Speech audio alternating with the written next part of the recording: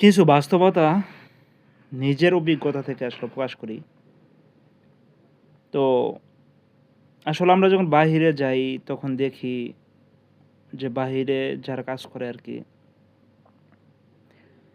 এমনও লোক আছে আপনার শরীরের চামড়া পুইড়া মানে রোদে পুইড়া কালো হয়ে গেছে আরকি। তাহলে আপনার চিন্তা করে দেখেন যে একজন প্রবাসী কি পরিমাণ কষ্ট করে, যারা বাহিরে কাজ করে আরকি বিশেষ করে তাদের কি পরিমাণ কষ্ট হয়। কারণ এই দেশের রোদ আরব কান্ট্রি বিশেষ করে রোদ থাকে প্রায় আপনার ৫০ এর উপরে এরকম তাপমাত্রা থাকে। ৫০ ডিগ্রি বা অন্য ৪৮ এরকম। তো